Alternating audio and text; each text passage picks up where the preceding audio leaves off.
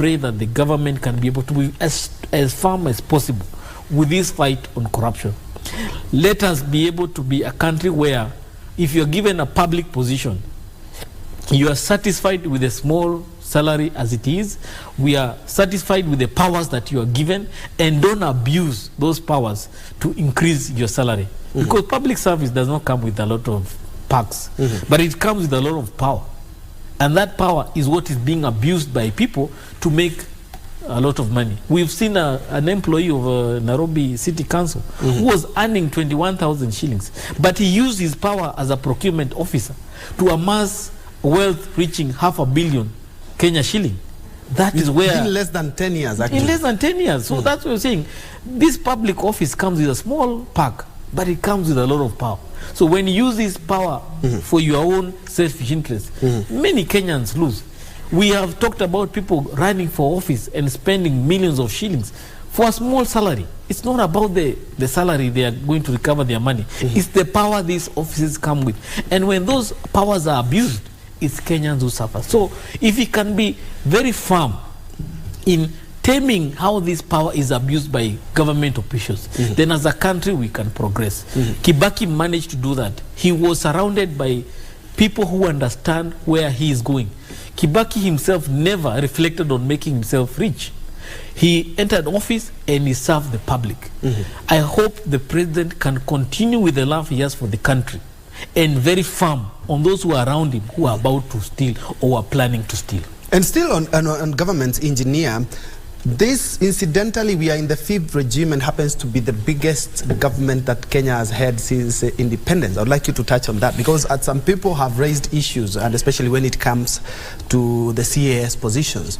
They are saying, we are not doing very well economically, but if we have a bigger government, we will also have avenues for pilferages and wastages in government as well. Well, you know, we cannot confine Dr. William Ruto to run the government in the same way Kibaki ran it, or with the way Uhuru ran it. He came up with his own plan. So we must also give him room to deliver his mandate the way he wishes. And if the constitution allows him to hire as many people as possible, let him do that. But what we need to hold him account is that we have given you the room to hire all these people. What are they delivering for us? Are they able to bring a return on investment? If you look at Kibaki's administration, he went to the private sector, and private sector expertise was not cheap at that time. And he paid them very well. But what did they deliver? They delivered, at some point, a double-digit growth in the economy.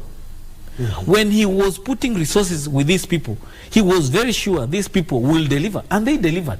We cannot complain about Kibaki's administration. We had enough food for our people. We had enough economic growth at our times. Even after going through 2 referendums and 1 troublesome election, the country still growth was there. But we have seen peace in the last 10 years. We have spent 9 trillion on infrastructure. And we are told this infrastructure will be the stepping stone for our economic growth. But that economic growth did not translate to money in the pocket. So, yes, we had a bloated government with Uhuru Kenyatta. We might have a bloated government with Ruto. But the contrast will be, probably with Ruto, he might have a bloated government, but delivering in terms of the value for money for the Kenyan people. Kibaki had a small government, but very expensive because he had to bring expertise, but he delivered for the people. So let's allow William Ruto to run his government as he wishes, so that in 5 years' time, we'll tell him, we gave you the mandate, we gave you the room to deliver as you wish, where are the results? But if we still control him and tell him you must do your government as Uhuru Kenyatta was doing, then you are not giving him the powers to deliver as the president.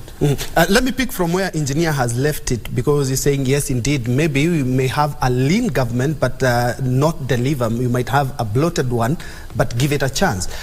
Nelson, looking at the government as it is, some people have talked about President William Ruto has the best opportunity to become the best president ever. Reason being, he has been in 4 regimes. He was with Moi, he was in Kibaki's government, he was deputy president for 10 years, and now he is the head of state. So he has had around 20 years of being in government in one way or the other. So he is best suited for this job. I'd like you to comment on that. Yes, I think, in my opinion, President William Ruto has the best chance to be a president that will be remembered for long. Before President William Ruto, we were remembering about Kibaki, because Kibaki made a lot of impact with very little that was there. The only setback that probably President William Ruto is going to suffer is from the surrounding of people around him. Because he's a very brilliant man from where I sit. He is very outspoken, he knows what he needs, but there are so many hindrances that comes in. And I wouldn't want him to be lured into the temptation of what other presidents have gone through from political rewarding that is now going on. I would think that from where he is now, he has nothing to lose by making drastic measures. He has no baggage with him, unlike the former president. Probably he had some people to be very careful about as we are dealing with them. For him, he can do, and I'm very happy with what he did with the previous, recently with the issue of sugar. He basically made sure that all the heads dropped from top to bottom. That is what should be done in equal measure. And that is what was expected from him. He will also want to prioritize on key economic areas. For example, infrastructure. In any economic setup that is going to grow, energy is a very key drive for economic development. There has to be as many incentives towards the energy sector. If he has to promote manufacturing, then the initial stage will be to enhance the power availability to the people. And he has nothing to lose by being tough. That is what I expected from today when he's going to address the Kenyans. He should tell us, look, I'm here, you voted for me. There could be some contests here and there. There could be some people not very happy with the situation, but this is where we are. I'm the President of the Republic of Kenya. Trust me, I will deal this for you. Because, to be honest, if you are given this power today for 2 days, there are things you are going to make. Some obvious decisions. There are things that you must do differently. And don't dwell so much on celebration, because that is what has failed many countries. Because it's a small achievement, you want to dwell on that as an achievement. And also, I expect that today when he's going to address us, and even his people and the leaders who are there, they won't give promises, because now the time for promises ended by election. There shouldn't be an advantage of saying, okay, now we have planned. Now it's time of doing it, because now he's already there. There is every reason why he has to do what he has to do. And we appreciate the fact that he is really acknowledging the rule of law. He is going so much, even if you look at what is happening in the opposition, he's really giving room for some kind of discussion. Like, I know I'm the president, but look, let me hear. They say the majority have the say, but the minority need to have, they may not have their say, but the majority have their way. It is very important for us to listen to every Kenyan. And listening from what I've seen the cabinet doing, I would commend the president, because I'm seeing very few ministers speak in public. That is very good. It's a deviation from the past. I have not seen ministers coming out and telling us things every day. I'm seeing more of people being quiet. You know, there are ministers, we don't even know what is happening with their ministries, but there are things going on. And that's very good. And I think that should be a spirit that we must encourage to the entire cabinet.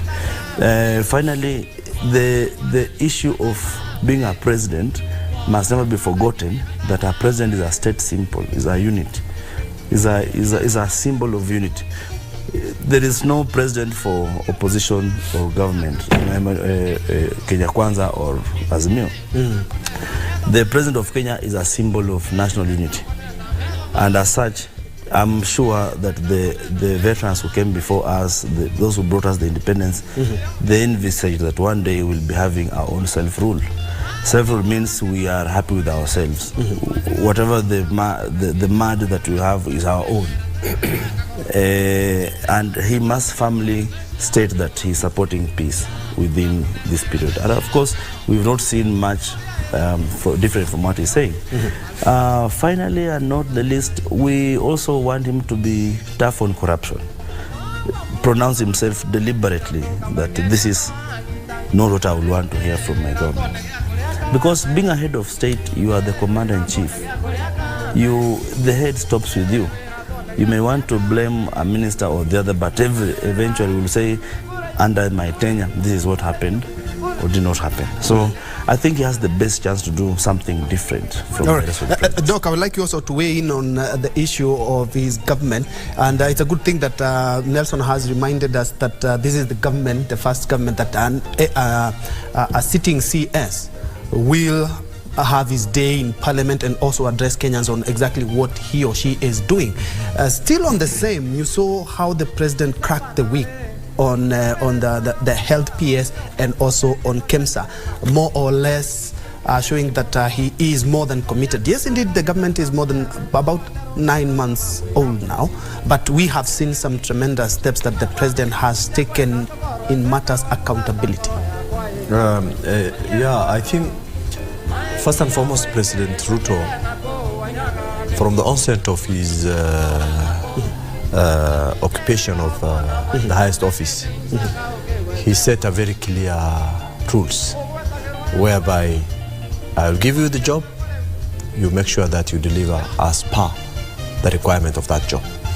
And when one of his officers in the Ministry of Health failed to do his work or her work, then he reacted, and the reaction was very well, and it was welcomed. It was welcomed by all Kenyans, and people viewed him as someone who is a no-nonsense, who doesn't want to have any corruption within his country. But as my brother has put it very well, the blueprint of his deliverables are anchored on his manifesto. So we don't need now to talk about issues of we'll do this or we'll do this. We already know what you promised to do.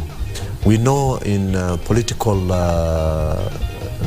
campaign times, promises are made, huge promises are made. But government operates differently. Government operates based on budgets that are already forecast.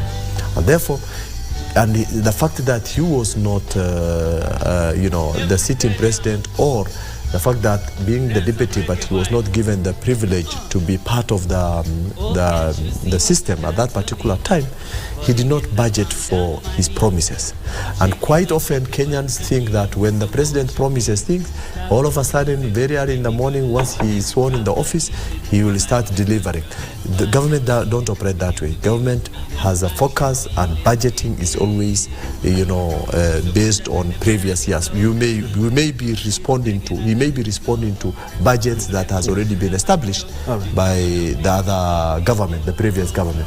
Apologies, Dr. But as you can see on your screen, is that that is the official ceremonial car or vehicle that the head of state is expected to use, and you can see that the soldiers there are on standby, meaning that their commander-in-chief is not quite far, and any moment now we might see signs of the head of state arriving at the Embu Stadium. But for now, the entertainment continues, and we also here in live studio continue to reflect on some of the gains and some of the steps that we have made in the 60 years that we have been independent, and what we also can do better, because we also need to put things and issues into perspective. Continue with your statement. Right. Definitely, that's the ceremonial car. Yes. And we love it whenever we see it during national function days. Sure. Now, it is time to deliver with a clear roadmap. And the clear roadmap the president has put in place is by putting the right people in the right place, first and foremost, because it's not him who will going to deliver. It's those people he has engaged. And if he has bloated his government, for example, adding more human resource to make sure that he delivers his promises, I think, as my colleagues have already put it, I think it is one way that we should give them a freedom. I know opposition will want to shoot him down so that he fails in what he wants, he is expected to do, so that they tell the public that, you see, you have elected a president and he has not delivered what he was expected to deliver. And that's a mentality of people who are not thinking of being nationalist, or people who are not patriotic, because services are for the citizens of this country. It has nothing to do with the leadership of the country. The leadership of the country only ensures or guide that those services are delivered to the citizen of the country. So one thing that perhaps I will expect him to now put a lot of weight on is, of course, he should look for a way of preventing wastages in his government, because that is one thing that is killing us. A governor, for example, let me go to my governor in Mandera. He has no threat, he has nothing. He wants to come to my village in Takaba, and he uses 28, 30 vehicles to come there, and all those vehicles plus all the personnel who are in those vehicles are paid by the exchequer. I don't see why we should need such a wastage. That's a wastage. Yes. He uses his car and two of security cars. I see also the Attorney General has also arrived. Justin Bidan Muturi is, of course, he hails from the same county. He is also being welcomed into the stadium, meaning that the creme de la creme that we are expecting, the top leadership of the head of state, any moment from now. And as you can see, the security personnel are on standby, meaning that it's only a matter of time before we see the head of state, who we are eagerly awaiting for. Doc? Right, thank you. So once wastages are prevented, I think we will be able to keep more cash or more resources into our coffer for purpose of using those resources for other development or other services. Secondly, as we all spoke about it, corruption. Correct. Also the Chief Justice and the President of the Supreme Court, the Chair of the National Council on Administration of Justice, Chief Justice Martha Koome, is also in attendance. We are almost there, right? Right, I can see the high dignitaries, the three arms of the government. Now it's only the executive. The executive that we are waiting for. Yeah, that we are waiting for. Yeah. We already have the speakers of the National Assemblies. We already have also the judiciary, the Chief Justice, and definitely the President now to follow. And also the Council of Governors. Council of Governors, of course, Chair of the Council of Governors. Yeah, but we have been taught the three arms of the government. Yes. And now the county governments are not part of the three arms of the government according to the teachings that we have been given. So if I talked about the wastage prevention, then secondly, we have talked about corruption. That must be also completely zero tolerance. Thirdly, he must come up with a strategic priority of his manifesto, saying, with this roadmap, we will going to do this and this other phase. I promised we'll do this in the next 5 years. Once we get that information on our public domain, then people expectation will be controlled, because they know government don't operate just like a private entity, and therefore everything will be based on focus, and the roadmap they will give us is the one which will going to guide us, and we will be will measure the performance of the government of the President William Ruto based on the roadmap he has given us, based on the priorities that he has set. All right. Finally, apologies. Finally, I mean, you don't just do all that without goodwill. So we must have a goodwill from his troops, people who really are dedicated and committed to deliver the presidential pledges, and based on the roadmap they have set, they are able to say, this is what we are expected to do, and for us to help the president to deliver his pledges, we must have the goodwill and ensure that every other steps that they take is geared towards delivering what is in the manifesto and the strategic priority that has been set. Therefore, communicating that information to the public domain is also one critical thing. Otherwise, when we are in the darkness, then it gives us a question of asking a lot of what is happening, what is going on, what was he supposed to do, we don't understand what is going on, you know. And then the oppositions are loud in terms of underscoring the government's performance. If you are not able to tell them that this is what they were expected to do, and everything is at a gray area, then the opposition will going to have an upper hand in terms of poisoning the public on issues of negativity in terms of the performance of the government. All right. Engineer, looking at our country, some have argued that Kenya is always a politicking country, and our elections do not quite represent what a democracy like Kenya, being one of the biggest democracies in East and Central Africa, we are always in politics, and after every election we have to have an issue. I think the only one that we never had any petitions or any of the sharing of anything was in 2003, I think. Yes, and now we have bipartisan talks. Let's talk some politics. And the bipartisan talks don't seem to be yielding any fruits yet. Hardline stance that have caused the two sides actually to suspend the talks indefinitely. But unfortunately, we cannot ignore politics in a free country like Kenya. I'd like you to touch on that. Well, just before I touch on politics, I just also want to comment on what my colleague said, that it's good for the ministers are a bit quiet. But I also feel like if as much as they're quiet, they need to be seen to be responsible. If you are on the social media handles, you can see there's talk of this opulence that some of these ministers are being associated with, wearing expensive watches, expensive shoes, some watches worth 5 months' salary of a cabinet secretary. That sends a very wrong message. We've seen some of the CSs who are being appointed exposing their expensive cars. That's a sign that money is being misused. So as much as they may not talk much, but as long as we are perceiving them to be misusing the public wealth, that's a very bad thing. So I think he needs to be very firm with the people around him. We have seen he has lost weight. He did not lose weight because he's just sitting there. It's because he's working hard. Yes. And probably he's carrying the whole country alone. Probably the people around him are not carrying the same weight as he's carrying. So therefore, we don't want him to surround himself with a lot of weight that is not necessary.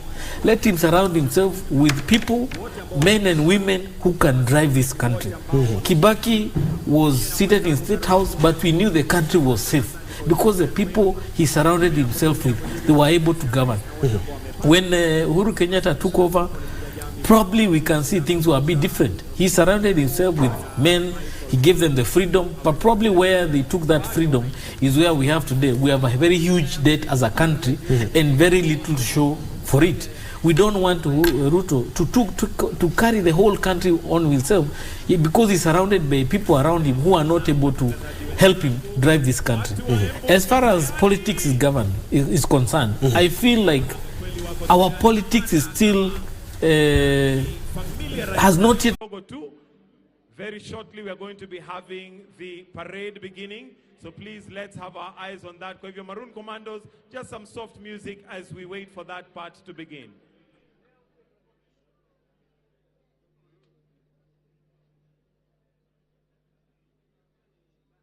Kabla Maroon Commandos wajitayarishe, kuna video ambayo tungependa kuitazama. Kwa hivyo naomba fundi wa mitambo tafadhali, hebu tuwekee video tazame screen zetu, atuweke macho kwa runinga. Kuna video fupi pale tungependa kutizama ya yale maendeleo ambayo yanaendelea. Haya, fundi wa mitambo, tuende kazi.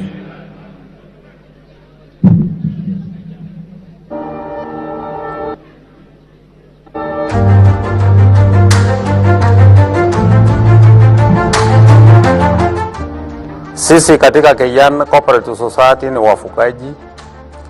Tunafuga ng'ombe ya saiwal, tuna dairy cows, tuko na miwa na tuko na majani chai. Kwa kila siku maziwa yetu tuna add value katika shamba hili. Asante sana wanaotuelekeza hiyo video. Niombe tuweze kutulia. Ningependa kutambua kuwasili kwake Inspector Generali wa polisi Bwana Jafet Kome, na aweze kusimama kwa niaba ya wale wengine wote service commanders kutoka vikosi vingine vya usalama.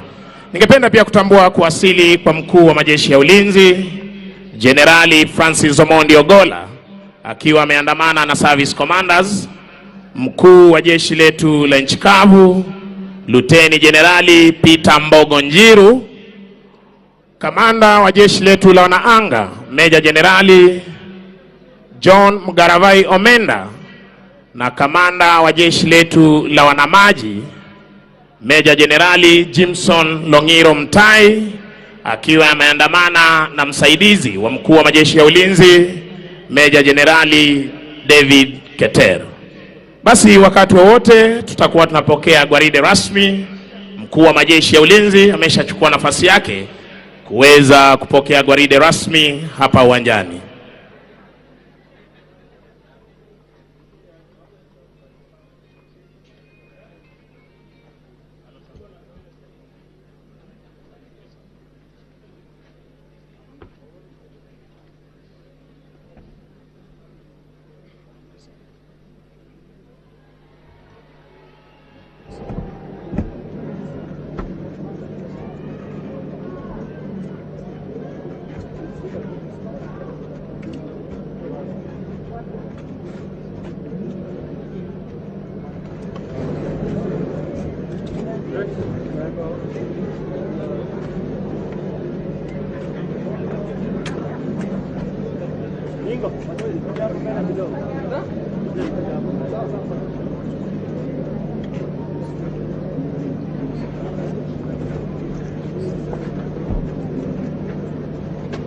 Na pia nakumbushwa waandishi wetu wa habari.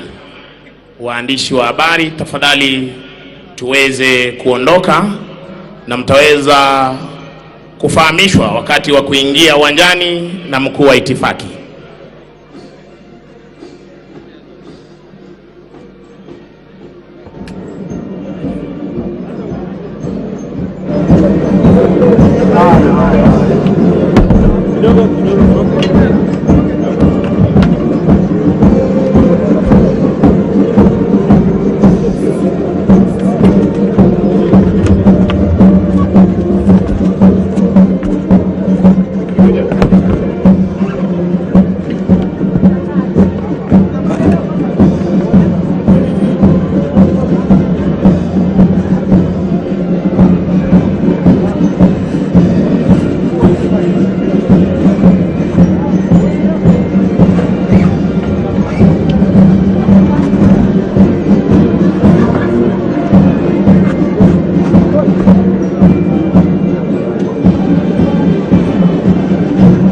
Kwa heshima naomba sote tusimame kuweza kupokea bendera ya kikosi cha 7 cha jeshi letu la nchi kavu.